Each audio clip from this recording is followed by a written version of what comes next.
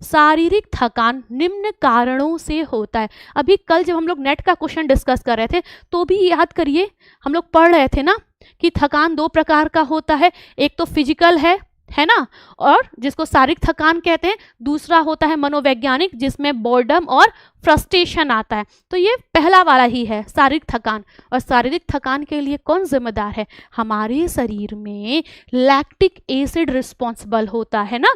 जब शरीर में लैक्टिक एसिड की मात्रा बढ़ती है तो व्यक्ति थकान का अनुभव करने लगता है। ठीक है, तो पहला है शारीरिक थकान निम्न कारणों से होती है। Physiological fatigue occurs because of the, पहला है बोर्डम यानी कि निरस्ता, दूसरा है लैक्टिक एसिड का जमा होना, तीसरा है आपका फ्रस्ट्रेशन यानी कि निराशा, और लास्ट आपका है लैक ऑफ स्किल यानी कौशल की कमी। आप आंसर क्या कर देंगे? जब शरीर में लैक्टिक एसिड की कमी होती है, ठीक है, जब शरीर में लैक्टिक एसिड का जमाव होने लगता है तो व्यक्ति को फिजिकल फटीग यानी कि शारीरिक थकान होता है। क्वेश्चन नंबर 11 का आंसर हो गया अभी। अच्छा, ऑप्शन यही रहने दीजिए, क्वेश्चन मैं बदल दूं, जरा आप आंसर करिए।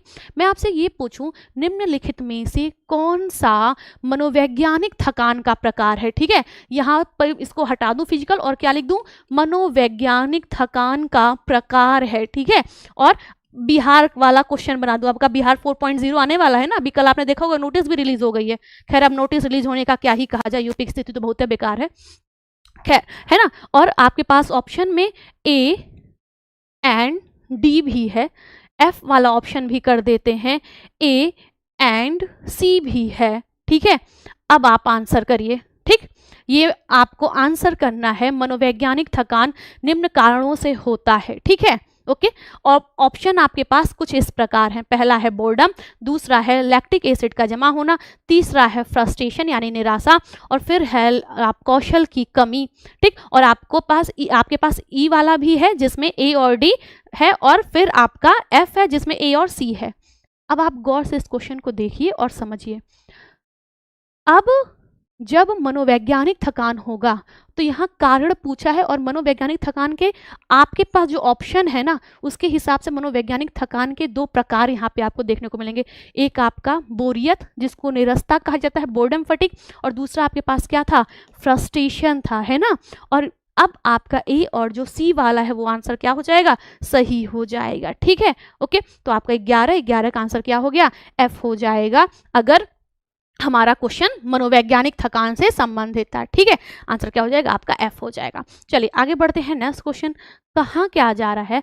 परिधान के भागों का परस्पर और पूरे परिधान से संबंध ब्लैंक कहलाता है। यहाँ पर देखिए कहा गया, is relationship of parts of a garment to one and other and to the whole garment. ठीक है, अब इसको क्या कहेंगे? संतुलन, अनुपात, हार्मनी या एम्फेसिस। ये आपके चारों जो ऑप्शन में दिए हुए हैं ना, ये हैं क्या? ये आपके नेहा जी अभी 1 मिनट मुझे बता रहे हैं, ये क्वेश्चन डील करना फिर आपको बता रहे हैं। ठीक है, अभी कल शायद हम लोगों ने ये क्वेश्चन किया हुआ है, नेट में आया भी था ये जो आप पूछ रही हैं। ओके, ये क्या हैं? ये आपके कला के सिद्धांत हैं। कला के 5 सिद्धांत होते हैं, एक ये 4 दिया ही है, एक आपके पास क्या होता है? रिदम होता है, लय होता है, तो यही कुल आपके 5 सिद्धांत हो जाते हैं। इस क्वेश्चन को अगर हम देखें तो कहा गया है, परिधान के भागों का परस्पर और पूरे परिधान से संबंध कहलाता है। आप जस्ट एक लाइन मुझे बता दीजिए, लॉ ऑफ रिलेशनशिप, संबंधों का नियम, आपके यूथ वगैरह में भी है, हम लोग कई बार पढ़ भी चुके हैं, PYQ है। संबंधों का नियम किस सिद्धांत को कहा जाता है? संबंधों का नियम, या फिर अगर हम लॉ ऑफ रिलेशनशिप की बात करें तो आंसर क्या हो जाता है? अनुपात हो जाता है ना।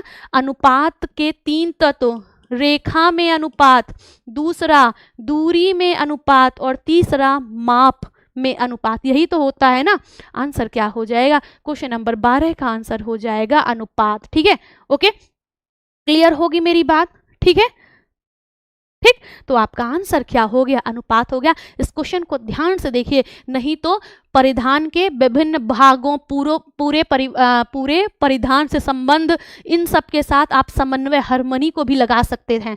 लेकिन आप यहाँ पे कंफ्यूज मत होइएगा, संबंध यहाँ पर है और संबंध की जब बात होती है तो आंसर क्या हो जाता है, प्रपोर्शन हो जाता है। और अनुपात के कितने तत्व हैं हम लोग जानते हैं ना, अनुपात के 3 तत्व होते हैं, अनुपात में रेखा, अनुपात में दूरी और अनुपात में माप। ठीक है, क्वेश्चन नंबर 12 का आंसर क्या हो गया, आपका बी हो गया। ठीक है, चलिए अब जरा 1 मिनट रुक जाइए। हम लोगों ने कल ईटिंग डिसऑर्डर के बारे में बात किया था, खान पान संबंधी विकार। ठीक है, और जब हम लोगों ने खान पान संबंधी विकार की बात की थी तो 3 विकार हमने पढ़े थे।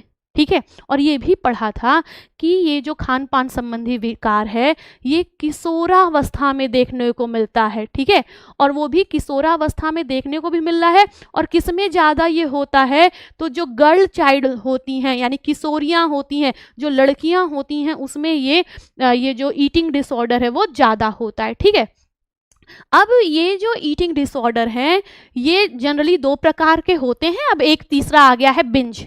ठीक है, एक को कहा जाता है बुलिमिया नर्वोसा। ठीक है, एक होता है बुलिमिया नर्वोसा, ओके, और एक है आपका एनोरेक्सिया नर्वोसा। ठीक है, एक बुलिमिया नर्वोसा और एक का नाम है एनोरेक्सिया। ठीक, और एक तीसरा है जिसको क्या कहा जाता है, बिंज कहा जाता है। ठीक है, बुलिमिया नर्वोसा एक ऐसा खाने संबंधी मनोवैज्ञानिक विकार है जिसमें लड़कियां खा तो लेती हैं, खा के क्या कर देती हैं, वॉमिट कर देती हैं, अर्थात उल्टी कर देती हैं। ठीक है, ओके, इसको बुलिमिया नर्वोसा कहते हैं। आपसे बीपीएससी 3.0 में क्वेश्चन पूछा गया था। ठीक है, ऐसा खाने संबंधी विकार, खान पान संबंधी मनोवैज्ञानिक विकार जिसमें खा लिया जाता है, यहाँ तक मतलब ढेर सारा खा लिया, टेस्ट मिल गया, अब उसको शरीर में लगने नहीं देना है, वॉमिट करके सब निकाल देना है। ठीक है, टेस्ट भी मिल गया और शरीर में लगा भी नहीं, अब मोटे भी नहीं होंगे, अपने आप को स्लिम ट्रिम रखने के लिए किशोरियाँ ये सब करती हैं। ठीक है, ये हो गया बुलिमिया। जबकि एनोरेक्सिया जो है ना, इसका संबंध किससे होता है, फास्टिंग से होता है। फास्टिंग का मतलब क्या हो गया, व्रत हो गया, या सीधे कहिए उपवास हो गया। यहाँ पे तो बुलिमिया में यहाँ तक खा ले रही थी और खा के वॉमिट कर दे रही थी, यहाँ पे खाएंगे ही नहीं, व्रत, किसी मॉडल जैसा दिखना, सामाजिक प्रेशर, ठीक है, अपने आप को 0 फिगर में मेंटेन करना है ना, मैं तो बिल्कुल कैटरीना कैफ जैसा दिखना है, इन सब चक्कर में लड़कियां खाती ही नहीं हैं। इसको क्या कहा जाता है, एनोरेक्सिया नर्वोसा के नाम से जाना जाता है। ठीक है, और बिंज डाइट जो होता है ये वाला विकार अब आ गया है। ओके, और इसमें बार बार कुछ ना कुछ खाते रहना, जैसे अब आपको ही आप ही हैं, पढ़ रही हैं, ठीक है, अब आपके पास नमकीन है, बीकानेर, हल्दीराम, भुजिया लेके बैठी हैं, फाँक रही हैं, फाँकने का मतलब समझते हैं ना, खा रही हैं। ठीक है, फिर उधर फ़ोन ले गई, यानी हमको भी लेके जा रही हैं, फ्रिज में गई देखने, कुछ वहाँ पे भी दिख गया, वहाँ से भी कुछ खा के चली आई। शाम को पापा ऑफिस से आ रहे हैं, वो समोसे लेते हैं, समोसे भी खा लिए। फिर मम्मी 9, साढ़े 9, 10 बजे तक खाना ला के दे दी, वो भी खा रहे हैं। वो थोड़ा पॉपकॉर्न भून लिया, कुछ चाय पी लिया, कोल्ड ड्रिंक आ गई, वो देख लिया, आइसक्रीम वाला जा रहा था, उस आइसक्रीम, कुछ ना कुछ कैसे होता है, कुछ ना कुछ लगातार खाए जा रहे हैं। ऐसे खान पान के विकार को बिंज डाइट कहा जाता है। ये 3 प्रकार के ईटिंग डिसऑर्डर होते हैं। मेरी बात क्लियर हो गई होगी, ये हम लोगों ने कल भी पढ़ा था। खैर, तो बुलिमिया नर्वोसा, खा के वॉमिट कर देना, एनोरेक्सिया नर्वोसा में खाना ही नहीं है, व्रत रहना है, और इसमें खूब ढेर सारा खा लेना है बिंज डाइट में। और खूब ढेर सारा खा लेना मतलब फ्रिक्वेंसी बहुत है, बहुत फ्रिक्वेंटली बार बार कुछ ना कुछ खा रहे हैं। ठीक है, चलिए आगे चलते हैं। हाँ जी, बिल्कुल, हमारा क्वेश्चन नंबर 12 आंसर हो गया बी। बाकी ये आप में से कोई पूछ रहा था। आगे बढ़ते हैं नेक्स्ट क्वेश्चन, क्वेश्चन नंबर 13। ठीक है, हाँ बिल्कुल। अब जरा देखिए कहाँ क्या जा रहा है। क्वेश्चन नंबर 13 में 2 या 2 से अधिक रंगीन धागों को एक साथ ट्विस्ट करके तैयार किया गया धागा है। जल्दी से आंसर करिए। हाँ जी, अब पहला आपके पास स्पाइरल यान है, दूसरा आपके पास स्लव यान है, तीसरा आपके पास ग्रैंडल यान है, और फिर आपके पास फ्लॉक यान है। ठीक है, ओके, आप आंसर क्या कर देंगे, आप आंसर करेंगे जब क्या किया जाता है, दो या दो से अधिक धागों को, ठीक है, अधिक रंगीन धागों को क्या किया जाता है, ट्विस्ट करके धागा बनाया जाता है, तो उसको क्या कहा जाता है, ग्रैंडल यार्न कहा जाता है। ठीक है, अब तो कम, पहले जब धागे से कढ़ाई होती थी तो ऐसे रंगीन धागों का प्रयोग बहुत ज़्यादा देखने को मिलता था। ठीक है, क्वेश्चन नंबर 13 का आंसर क्या हो गया, सी हो गया। आगे बढ़ते हैं, नेक्स्ट क्वेश्चन, क्वेश्चन नंबर 14, कहा क्या जा रहा है, वसा में घुलनशील, जी, वसा में घुलनशील विटामिन जो रक्त स्कंदन के लिए ज़रूरी है, आपको बताना है ब्लड क्लॉटिंग विटामिन किसको कहा जाता है, रक्त का थक्का जमाने वाला विटामिन कौन सा है। आपके पास विटामिन ए है, विटामिन डी है, विटामिन ई है और आपका विटामिन के है। ब्लड क्लॉटिंग की बात करेंगे तो आपका विटामिन के क्या हो जाएगा, राइट आंसर हो जाएगा, अर्थात विटामिन के को क्या कहा जाता है, ब्लड क्लॉटिंग विटामिन के नाम से जाना जाता है। क्वेश्चन नंबर 14 का आंसर क्या हो गया, आप बिल्कुल है ना, हाँ, आपका डी हो गया। आगे बढ़ते हैं, नेक्स्ट क्वेश्चन, क्वेश्चन नंबर 15, कहा जा रहा है यह दिशा जिसमें विकास सिर से शुरू होकर पैरों की ओर बढ़ता है कहलाता है, इन direction development starts from head and progress toward feet, मतलब पैर की तरफ जा रहा है, तो ऐसे को क्या कहा जाएगा, आपके पास प्रॉक्सिमोडिस्टल है, आपके पास लंबर है, आपके पास स्पाइनल है और आपके पास सेफेलोकार्डल है। अभी कल हम लोग नेट का जब 2023 का क्वेश्चन डिस्कस कर रहे थे तो हमने पढ़ा था कि एक बालक है जो कि क्या कर रहा है, जो कि बटन बंद करने से पहले क्या कर रहा है, ग्लास को पकड़ ले रहा है, याद है, ग्लास को पकड़ ले रहा है, तो वो कौन सा विकास दिखा रहा है, ये चीज कि वो बटन बंद करने से पहले ग्लास पकड़ ले रहा है। और हम लोग कल एग्जाम्पल में पढ़ रहे थे कि ग्लास अगर कोई पकड़ रहा है तो ग्लास यहाँ से पकड़ी जाती है ना, ऐसे ग्लास पकड़ी जाती है, लेकिन बटन बंद करने के लिए हमें ये जो हमारी फिंगर्स के सबसे ऊपर वाले टॉप वाले पार्ट हैं उसको हमें यूज करना पड़ता है। और उस क्वेश्चन के लिए हमने आंसर दिया था केंद्र से परिधि की ओर, है ना, तो केंद्र से फिर इधर से ऐसे विकसित होते होते ये विकसित हुआ और उसके बाद ये विकसित हुआ, याद है, कल हम लोगों ने पढ़ा था। और उसको क्या कहा था, प्रॉक्सिमोडिस्टल, केंद्र से परिधि की तरफ। लेकिन ये वाला केंद्र से परिधि है नहीं, सर से पैर की तरफ है, और सर से पैर की तरफ की अगर हम बात कर रहे हैं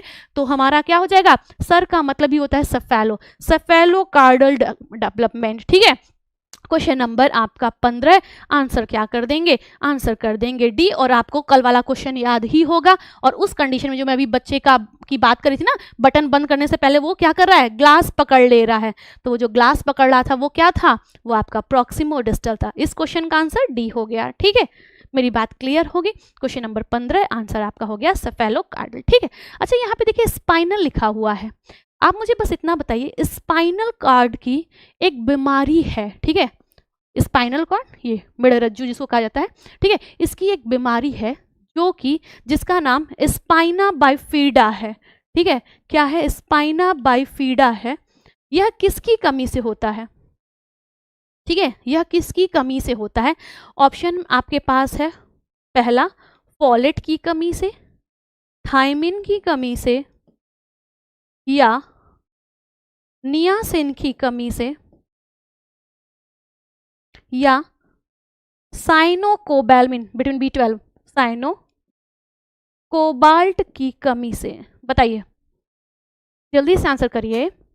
स्पाइना बाइफिडा एक प्रकार का डिसऑर्डर है जो कि मस्तिष्क और स्पाइनल कॉर्ड को प्रभावित करता है। ये न्यूरल ट्यूब डिफेक्ट के अंतर्गत आता है, NTD के अंतर्गत आता है। यह कब देखने को मिलता है, क्या अगर रहे, हाँ, किसकी मात्रा कम रहे तब ये बीमारी देखने को मिलती है। आप आंसर क्या करेंगे, विटामिन B9, विटामिन B9 को क्या कहा जाता है, फॉलेट कहा जाता है ना। आंसर क्या हो जाएगा, क्वेश्चन नंबर 15 का आंसर आपके पास आ जाएगा ए। ठीक है, आगे बढ़ते हैं नेक्स्ट क्वेश्चन। अच्छा, नेक्स्ट क्वेश्चन से पहले ना, अगर हम TGT की बात कर रहे हैं तो जरा एक चीज़ बताइए, क्वेश्चन यही है, ठीक है, थोड़ा सा इस क्वेश्चन को मोल्ड कर देते हैं और हम लोग बात करने लगते हैं किसकी, टाइप ऑफ डिलीवरी, प्रसव के प्रकार की। और ऐसा कौन सा प्रसव का प्रकार है जिसमें पहले बच्चे का सिर निकले और बाद में शरीर निकले, ऐसे प्रसव को क्या कहा जाता है, जल्दी से बताइए। वह कौन सा प्रसव है जिसमें पहले बच्चे का सिर निकलता है, यही, ठीक है। बस यहाँ पे जन्म का प्रकार बताना है, ठीक है। डिलीवरी प्रसव का प्रकार, जन्म का प्रकार नहीं। वह कौन सा प्रसव का प्रकार है जिसमें जो पहले सिर निकलता है और बाद में सबसे अंत में पैर निकलते हैं, ठीक है। आपके पास ऑप्शन पे क्या है, आपके पास है क्या, पहला प्राकृतिक, दूसरा उल्टा, तीसरा आड़ा, चौथा आपके पास क्या लिख सकते हैं, सिजेरियन, जिसको सी सेक्शन कहा जाता है, ठीक है। आंसर कर दीजिए। आप क्या बताएंगे, जो प्राकृतिक प्रसव है जिसको सामान्य प्रसव कहते हैं, और या जिसको स्पॉन्टेनियस या जिसको नेचुरल डिलीवरी भी कहा जाता है, इसमें पहले बच्चे का सिर निकलता है, फिर उसका धड़ और सबसे लास्ट में उसका पैर निकलता है, ऐसे को क्या कहा जाता है, प्राकृतिक प्रसव कहा जाता है। या प्राकृतिक कहिए या सामान्य कहिए या स्पॉन्टेनियस डिलीवरी कहिए, बात एक ही होती है, ठीक है। आंसर क्या हो जाएगा, ए हो जाएगा। प्राकृतिक कहिए, सामान्य कहिए, स्पॉन्टेनियस कहिए, एक ही बात है, ठीक है। अच्छा, आप जरा एक और क्वेश्चन बता दीजिए जो कि 2021 का ही है। ऐसा कौन सा प्रसव का प्रकार है, ऑप्शन यही रहेगा, ऐसा कौन सा प्रसव का प्रकार है जिसमें इसका उल्टा होता है, अर्थात पहले पैर निकलता है, फिर धड़ निकलता है और सबसे अंत में, ठीक है, सबसे अंत में सिर निकलता है। ऐसे प्रसव को क्या कहते हैं, जल्दी से आंसर करिए। यस, जल्दी से आंसर करिए। ऑप्शन यही है, क्वेश्चन बस मैंने ये पूछा जो 2021 में आपसे पूछा गया था, आपको याद होगा, ब्रीच डिलीवरी, उल्टा अरे सॉरी, मैंने आंसर ही बता दिया, है ना। ऐसा कौन सा प्रसव का प्रकार है जिसमें सबसे पहले बच्चे का पैर निकलता है, फिर उसका बाकी शरीर और सबसे अंत में क्या होता है, सिर निकलता है, उसको क्या कहते हैं, उल्टा प्रसव या ब्रीच डिलीवरी कहते हैं, ठीक है। चलिए आगे बढ़ जाते हैं। नेक्स्ट क्वेश्चन, क्वेश्चन नंबर 16, कहा क्या जा रहा है जी, हाँ, कहा क्या जा रहा है, निम्न में से कौन सा गृह विज्ञान का नाम है। पहला है होम इकोनॉमिक्स, दूसरा डोमेस्टिक साइंस, तीसरा हाउस होल्ड आर्ट और लास्ट है उपरोक्त सभी, ठीक है।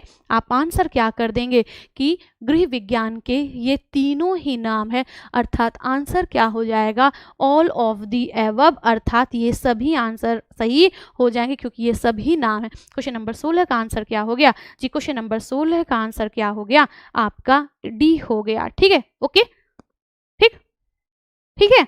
चलिए आगे चलते हैं। नेक्स्ट क्वेश्चन, क्वेश्चन नंबर 17, कहा क्या जा रहा है, कहा जा रहा है वह स्तर जो रेखिक यानी कि लीनियर, दूसरा आयतन और द्रव्यमान मापन में आंका जाता है, ठीक है। ओके, अब इसको क्या कहा जाएगा, क्या ये गुणात्मक स्तर है यानी कि क्वालिटेटिव स्टैंडर्ड है, या लचीला यानी कि फ्लेक्सिबल स्टैंडर्ड है, या फिर आपका मात्रात्मक यानी कि क्वांटिटेटिव स्टैंडर्ड है, या व्यक्तिपरक यानी कि ऑब्जेक्टिव स्टैंडर्ड है।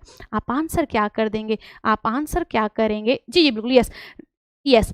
कहा जा रहा है वह स्तर जो आपका रेखीय, आयतन और द्रव्यमान मापन में आंका जाता है, उसको क्या कहा जाता है। मतलब इन सारी चीज़ों को, लीनियर, वॉल्यूम, मास, इन सबको आप क्या कर सकते हैं, अक्षरों में मेजर कर पा रहे हैं ना, और जिसका भी मेजरमेंट आसानी से हो सके उसको क्या कहा जाता है, उसको मात्रात्मक कहा जाता है, उसे क्वांटिटेटिव स्टैंडर्ड के नाम से जाना जाता है। अर्थात क्वेश्चन नंबर 17 का आंसर क्या हो गया, आपका सी हो गया, ठीक है। क्वेश्चन नंबर 17 का आंसर क्या हो गया, सी हो गया। आगे बढ़ते हैं। नेक्स्ट क्वेश्चन, क्वेश्चन नंबर 18, कहा गया आपसे, आपके पास ऑप्शन क्वेश्चन है क्वेश्चन नंबर 18 जी, बिल्कुल, हाँ, ठीक है। मिस जी कल और उसके पहले वाले दिन हम लोगों ने वही डिस्कस किया था, 2 दिन ये 2 दिन वो, ऐसे ही शेड्यूल किया गया है। चलिए अब जरा देखिए, कहा गया ट्राइग्लिसरॉल, फिर आपके पास कोलेस्ट्रॉल एस्टर, फॉस्फोलिपिड और आपका एप्लायो प्रोटीन्स मिलकर ग्लोब्युलस बनाते हैं, वह जाने जाते हैं, बताना है आपको। ट्राइग्लिसराइड्स, कोलेस्ट्रॉल, ईस्टर्स और फॉस्फोलिपिड, उसके साथ आपका एप्लोलिपिड प्रोटीन टुगेदर फॉर्म ग्लोब्युलस कॉर्ड, ये जो मिल करके बना रहे हैं उसको क्या कहा जाता है?